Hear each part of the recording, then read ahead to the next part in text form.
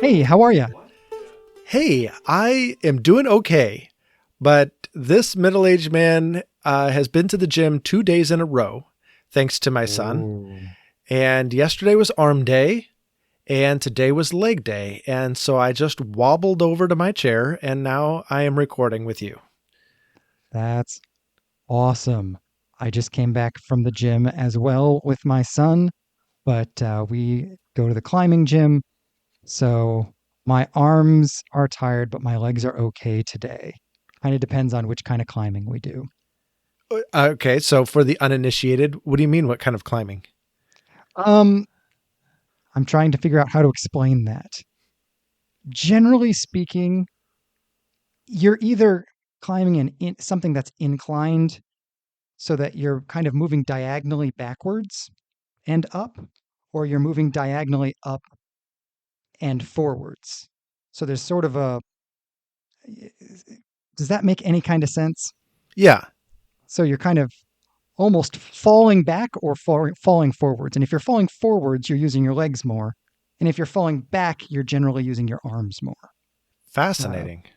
I think either that or I'm doing it wrong, which is entirely possible. Uh, If we have any avid climbers in the audience, maybe we can get a corrective email here. yes. Anyway, but I'm sure you didn't call to get a primer on climbing sans diagrams because that just sounds like a horrible plan. So, right. That was not on my to-do list today. No, I'm sure. Primer on Uh, climbing sans diagram. I did not write that down. so, what did you call about?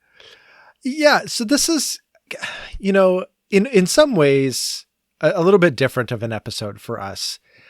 I've really been struck by our tendencies as Christians to respond to either the world or to respond to one another rather ferociously, right? And Mm, I'm struck by this in a couple of ways, right? We're reading a book for our Revelation study on the rise and fall of dispensationalism.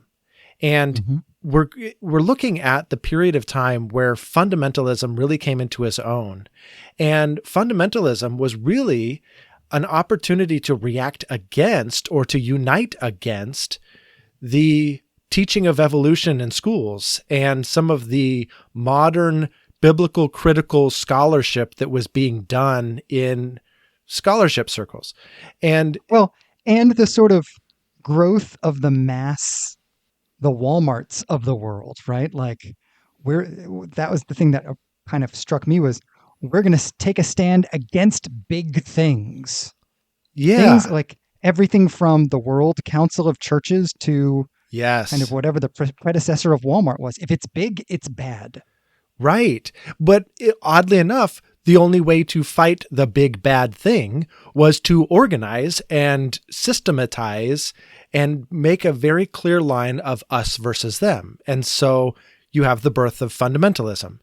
And but then even within fundamentalism, right, then some people who have similar beliefs but divergent kind of belong in the fundamentalist camp, but then they start infighting. And now you have the people who adhere to dispensationalism and those that don't. And now you have this us versus them, even within fundamentalists. And again, these battle lines are drawn and we start breaking fellowship and we start fighting and not just fighting, but fighting like hell. And I really mean that. I know it's kind of a jarring term, but like fighting passionately. That's the way we use that term, fighting like hell.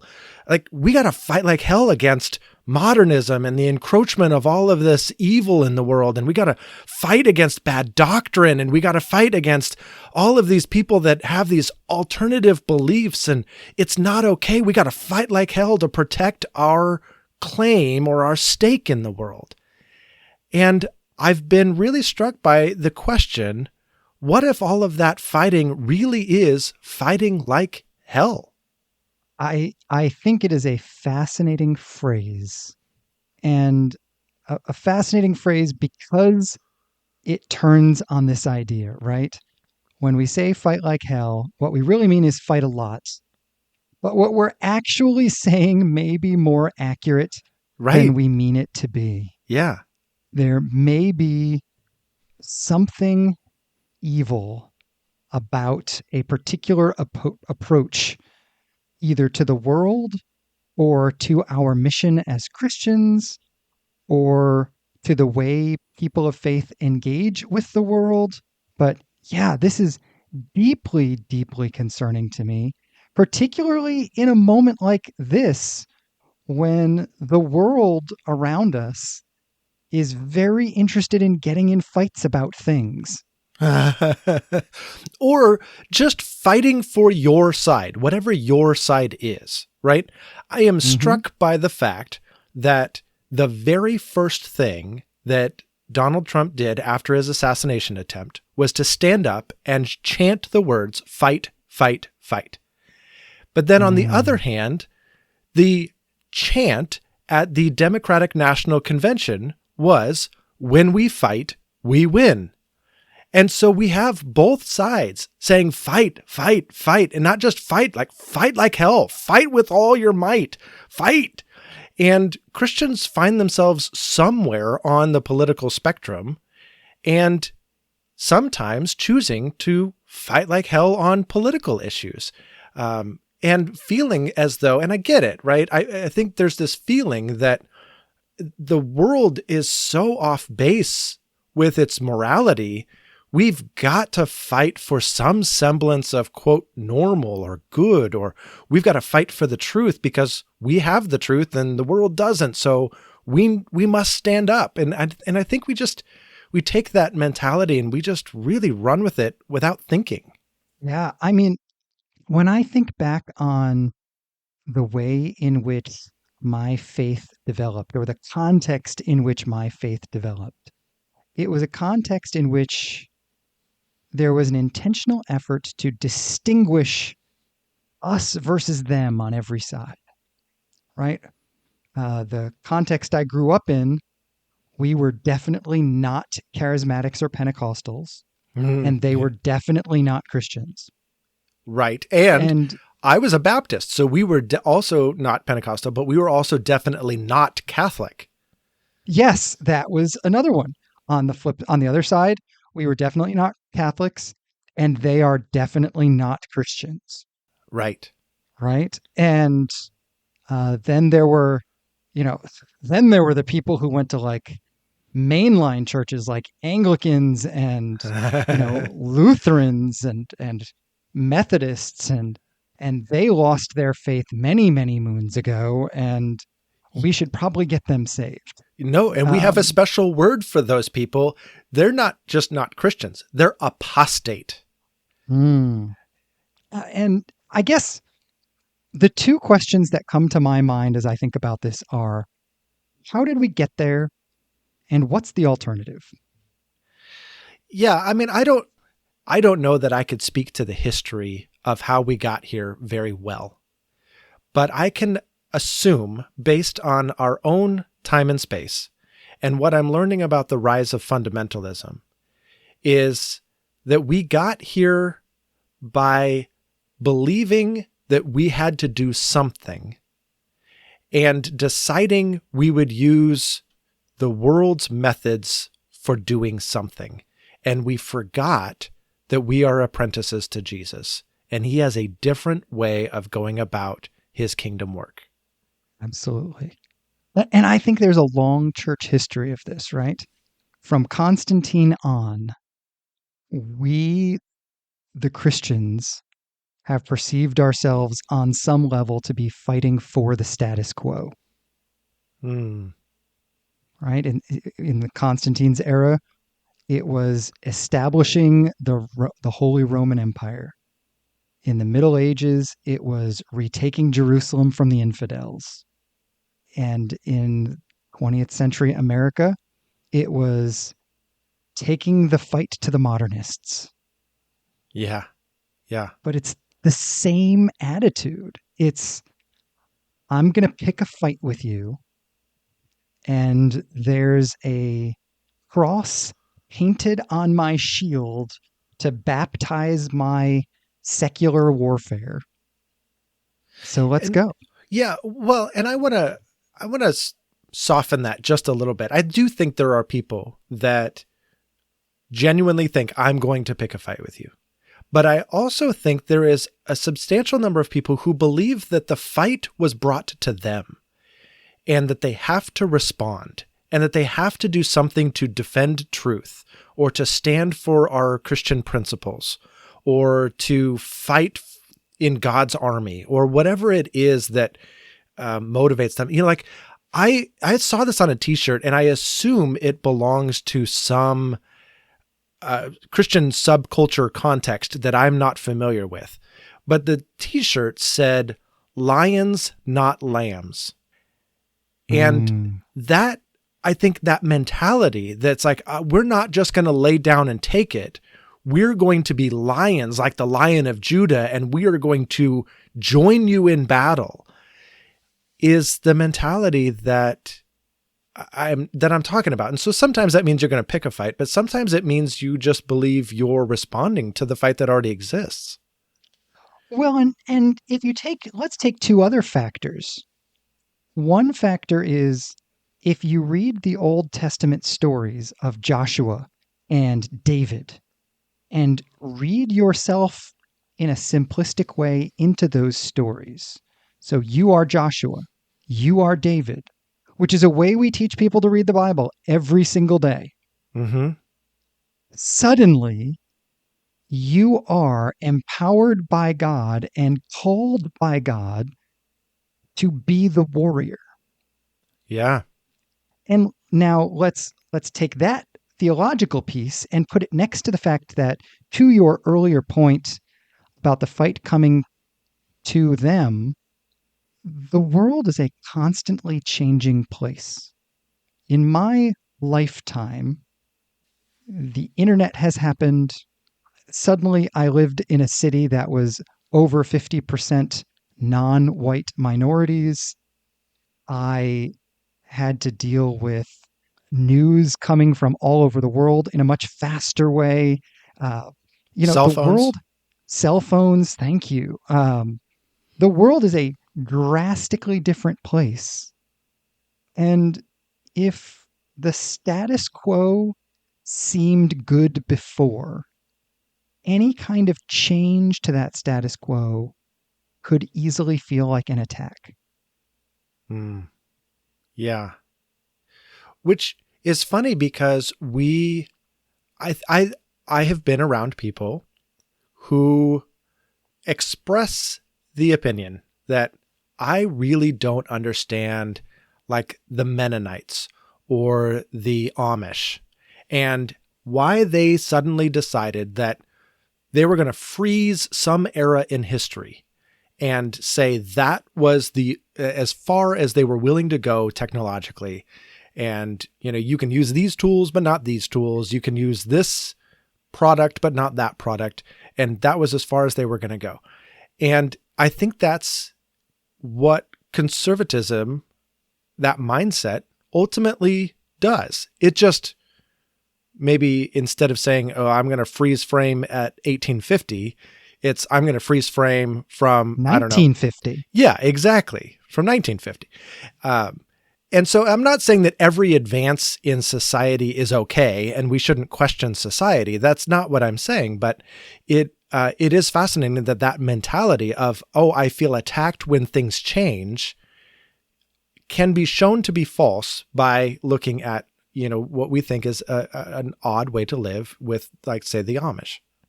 Yeah, absolutely. Well, and this reminds me of an article that I have been wrestling with whether or not to mention because I have not fully read it and I heard it referenced. And I don't love referencing things that I have only heard about secondhand.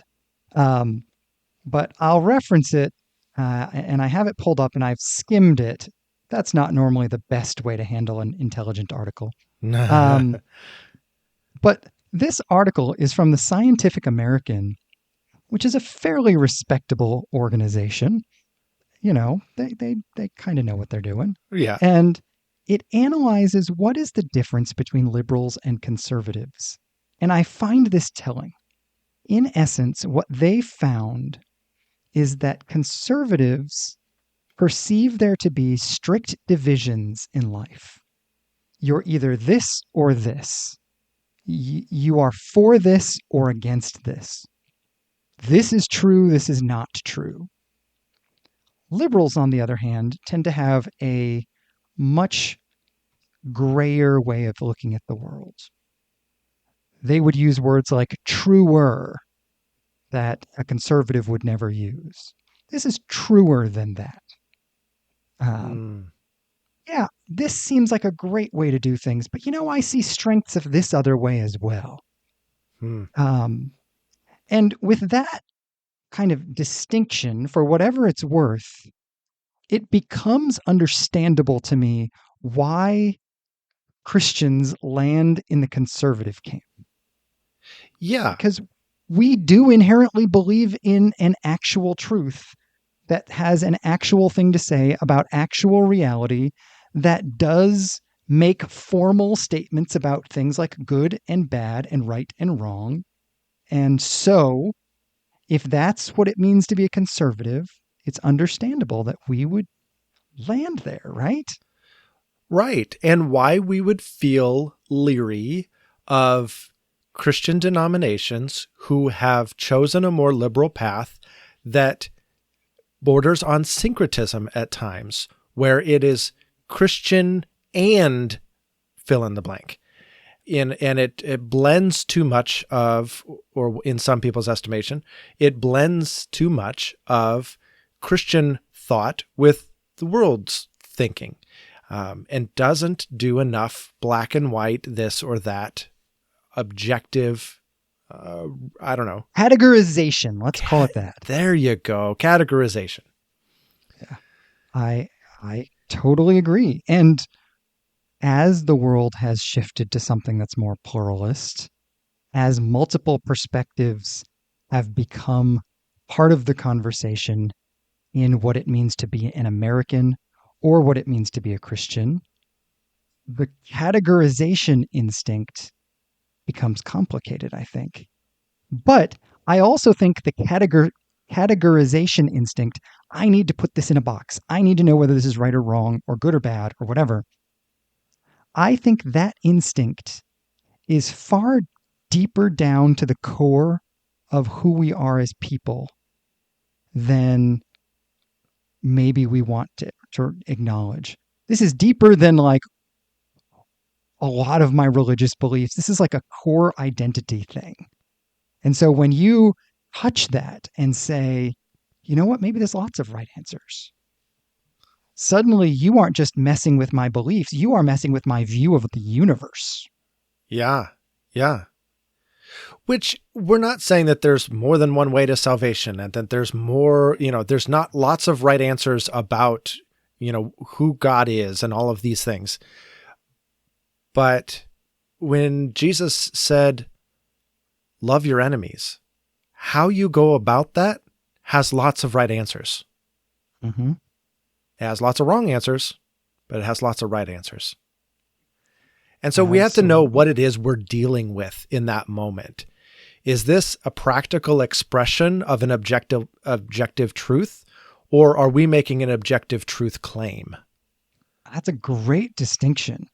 This is, and I think even within the objective truth realm, I think it's important for us to recognize the distinction between the objective truth and our truth claim. Yes, right? Or our perception of the truth. Correct. Because everything I say is not a truth. It is a perspective on the truth.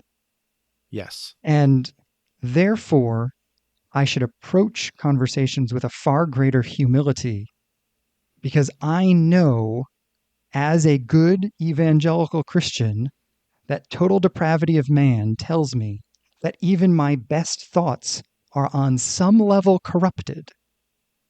So I shouldn't fight for them like they're not. So all of this leads me to the question, so what? We call ourselves Christians. And the way we've defined that on the podcast is, I think, a helpful one. We are apprentices to Jesus. And as apprentices to Jesus, how we respond to the world, I think, has to be shaped by the way Jesus himself responded to the world. Mm-hmm. So I'm wondering if you can point to various aspects of Jesus's life that help inform you on how we respond to the world.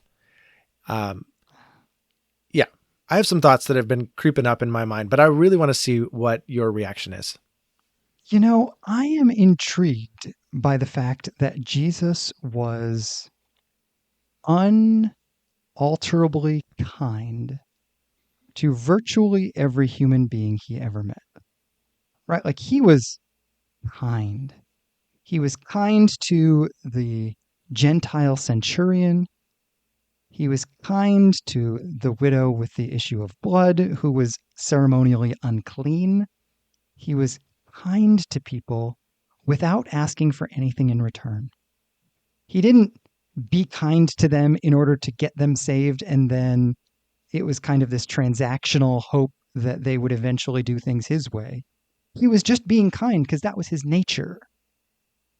And it wasn't trying to force them into something.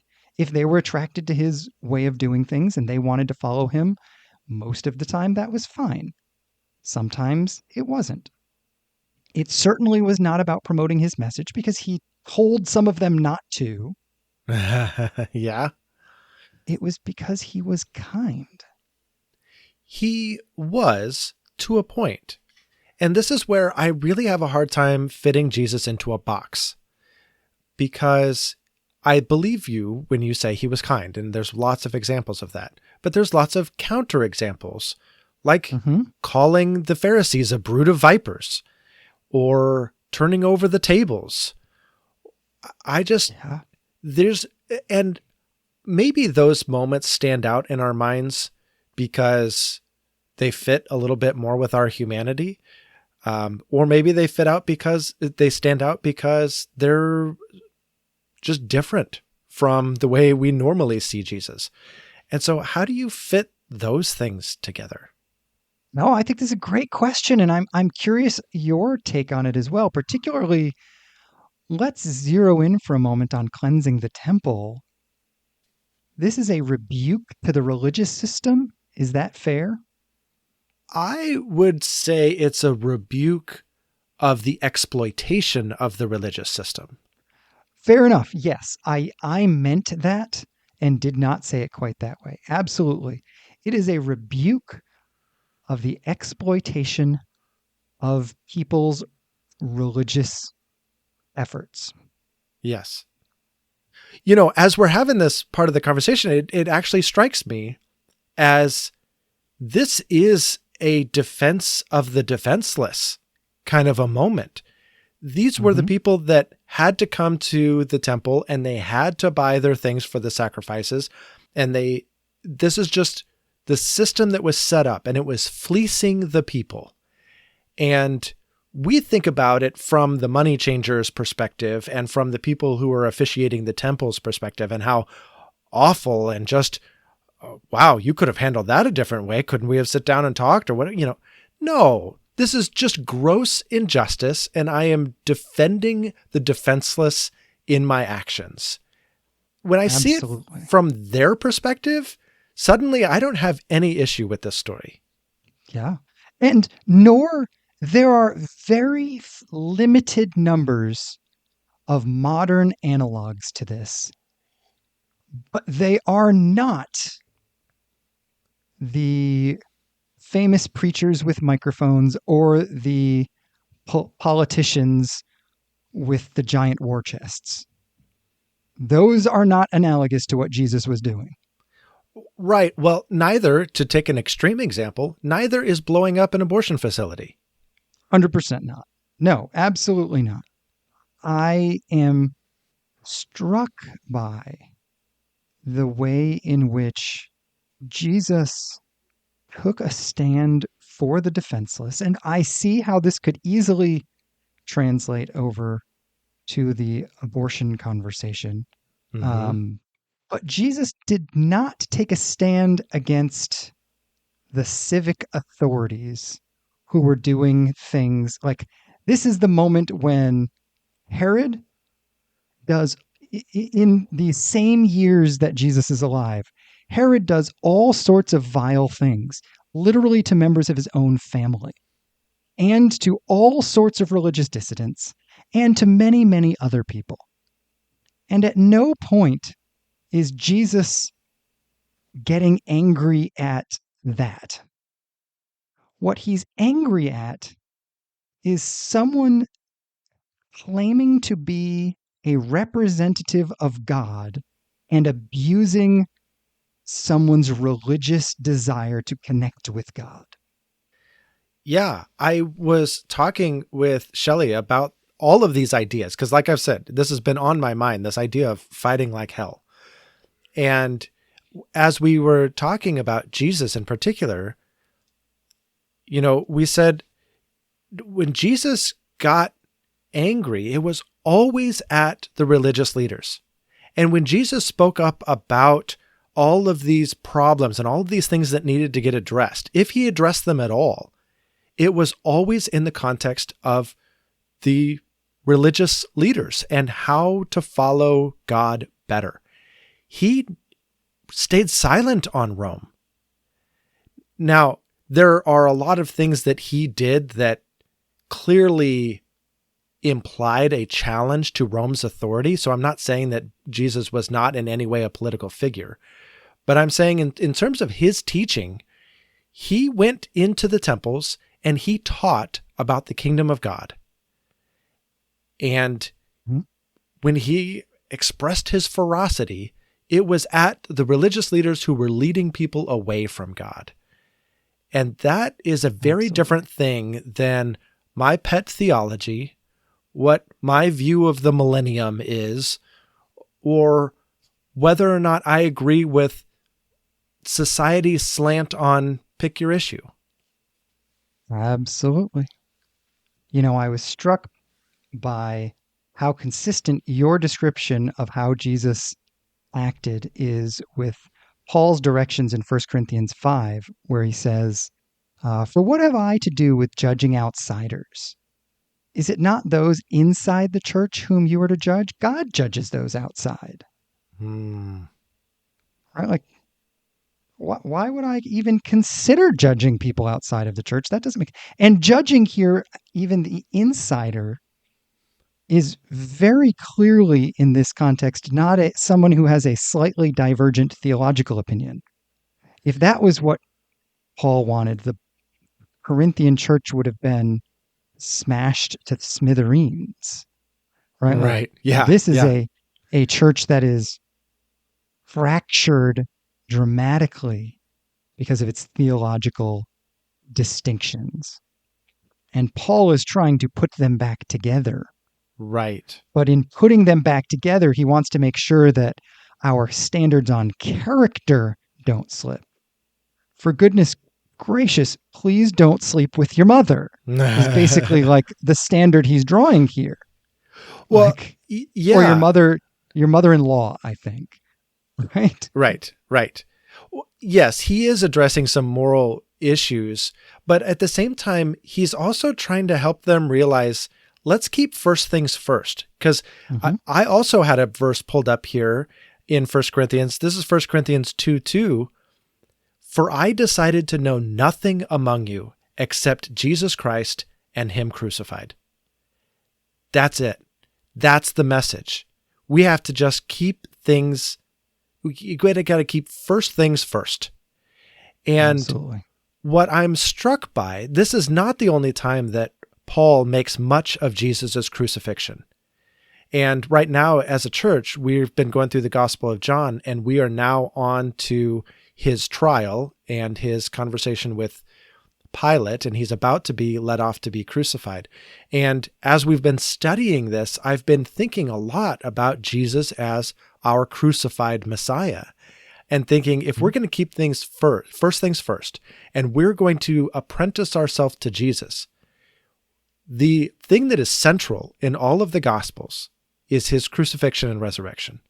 And the thing that is central in Paul's theology and what he teaches every single church is Jesus Christ and him crucified. And there's something about being an apprentice to a crucified Messiah that seems antithetical to fighting like hell. Absolutely. As a matter of fact, Paul pulls this thought out. I've been reading through 1 Corinthians, so that's why it's on my mind. But Paul pulls this thought that you read at the beginning. I chose to know only Christ crucified while I was among you. He tells the believers to emulate him in this several times throughout the letter, going so far in chapter 8 to say, if anyone imagines that he knows something, he does not yet know as he ought to know. Oh, so you think you think you know? Then you're wrong. You don't know. Yeah. I mean, that should stop a lot of theological arguments pretty immediately. Right. Like, what I love about that verse is if you think about a theological argument, what's it going to do with it? It's going to turn the arguers into conversation partners who are pursuing the truth together. Yes. Because then suddenly it's, well, you don't have any idea what's going on, and I don't have any idea what's going on, and let's just see if we can get somewhere together. Yeah. I mean, I can only imagine that. To me, it's easier to see that when we take the theological debates of a bygone era.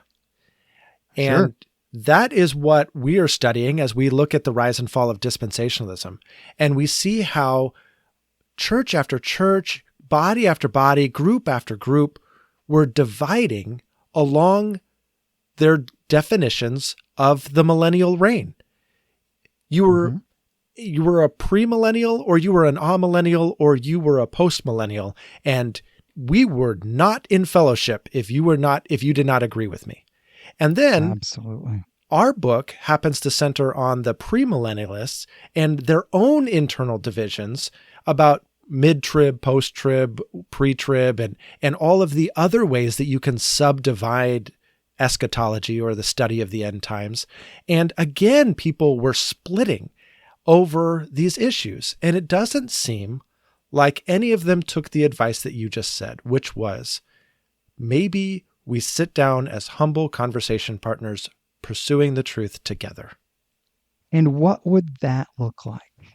And not only for me, what would that look like to us as believers, but in a world that is profoundly fractured? It is so American to fight like hell. Yeah. And everybody's walking around angry or wounded because it's so natural to us. What would it look like to a world that is watching us if the church was amazingly good at this? Yeah. I texted you this from a teaching that the superintendent of the Assemblies of God gave, and just recently released an article about. The essence of the article is, how should we as Christians act in this moment of profound political turmoil? And he had a lot of great things to say, but I love this quote. He said, "Imagine the power of our witness if every Christian related to non-believers with grace, gentleness, and respect." Wouldn't it be incredible if we were known as the grace, gentleness, and respect people? I think people would flock to Jesus. People would break down the doors of the church. Yeah. Except they would do it nicely. I don't know. I mean, when you read the Gospels and you see Jesus and all of the crowds that were pressing in on him, I mean, there were times where literally the Gospels say they were so packed in there they couldn't even eat. Or, you think about the the paralytic and his friends, and they cut a hole in the freaking roof. So maybe they would just break down the doors. They just might, because, Romans chapter 2 says it's the kindness of God that leads to repentance. Yes. And I don't think it's any secret that the church as a whole is in decline in our culture. And this might be why. This might be a piece of why. Yeah. I think as I continue to apprentice myself to Jesus, I see two things at once: an absolute conviction of his kingship and the kingdom of God, and the need to treat everybody with gentleness as image bearers of God. That is it. Exactly. Let's do that. Mm. All the way through the theological arguments, all the way through election day. Let's do that. Agreed. Well, let me turn to the audience and say, what is your reaction to this episode? And do you have a desire to apprentice Jesus in a similar way? We would love to hear your thoughts. We would also love to have you share this episode with a friend and start your own conversation about how we engage with the world and how we engage with one another within the church when we disagree.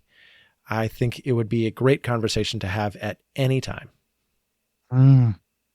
I would love that. And the more we have this conversation, I think we are doing something worth doing. Yes, exactly. Well, that is a little bit of what I've been thinking about. But Josh from Missouri, you've got so many irons in the fire. I am very curious what you have been thinking about. Oh, I'll tell you what. I've been thinking a lot about 1 Corinthians, as you can tell from my various quotes. But I got to be honest. Today at the rock climbing gym, I found myself thinking about you. Oh no, this can't be good if you were thinking about me at the gym. I thought of you because someone had this T-shirt on that said, "Keep Portland weird." Yes. And I was just thinking of you. Yes. So that is a common refrain in the Portland area. There are bumper stickers that say "Keep Portland Weird." There are T-shirts. It's a slogan that you can find everywhere. And then people riff on it, and like breweries will say "Keep Portland Beard." And so it's a thing. But when one of your claims to fame is a guy dressed up as Darth Vader riding a unicycle and playing a bagpipe all through town, that he's called the Unipiper. You can look him up. And that's a thing, and that's a Portland thing. And so, yes, keep Portland weird. I love it. So I know it's not deep. I know it's not profound. Like you said, I have a lot of things going on in my head right now. Workshop coming up, teaching a class, all sorts of stuff. But right now, that is what I was thinking about, was the fact that you live in the weird capital of the universe. All right. Well, continuing with the Northwest theme, Ruh-roh. I also do not have a very profound thought, but if you will spare me for just a moment, I would like to rant for a bit. It is now September, and I had such high hopes for my Mariners this year, and they have had the most abysmal season I could think of. Now, technically, they have a winning record, but it has just been awful.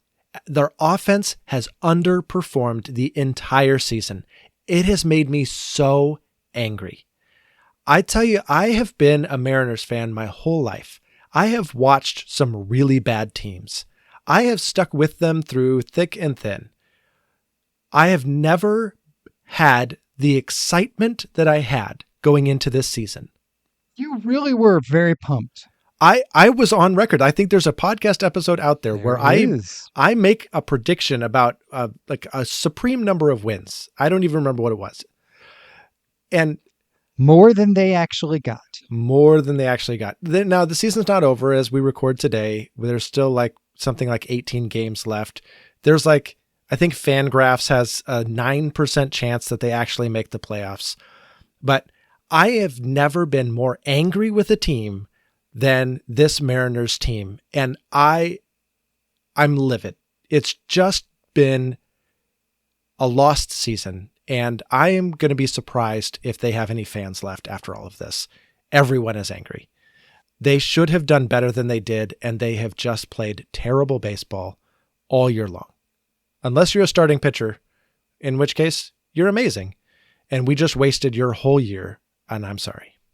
Well, to all of those Mariners fans who are listening, we expect a written apology. Yes. Yes. From the GM. All right. This is not a Mariners podcast. I'm going to let it go for now. All right. But, well, are you ready? Normally it's a giant fall when we actually go into our Which Josh, but I don't feel like it's that. We don't have that far to fall today. No, we certainly don't. We have made that bad of an episode. So you're welcome, everyone. All right. Well, are you ready? All right. Lay it on me. All right. Which Josh was so scared of his wife that she had to leave the room? Oh my gosh. Okay. So this is me, and I cannot believe I've never shared this on the podcast. This was maybe 6 months into married life, and we had let the dishes pile up, and we didn't have a dishwasher. So we were in college still. Shelley was sitting on the couch. She was doing some homework. The apartment was very, very quiet. She had been reading for quite a while, and I had been doing dishes for quite a while. Like I said, we had let them pile up. And so I was just hand scrubbing, and I was in the zone. And unbeknownst to me, she set her book down, came into the kitchen, and came up behind me and gave me a hug from behind. Scared me to death. I had no idea she was there. And she laughed. She thought it was funny that I was scared and I jumped so high or whatever. And then she came back to complete the hug. And I'm like, no, we're not doing this. You're not going to hug me now. I am too jacked up. You just need to go back to your couch. You need to do your thing and leave me alone. She scared me out of my wits. Oh man. Well, I'm glad you guys are still married. Yeah. The hug that ended our marriage, right? No, it was fine. It's a great story to joke about all these years later. Oh man. Well, are we on for next week? I'm looking forward to it. Let's do it. All right. I'll talk to you then. All right. Bye.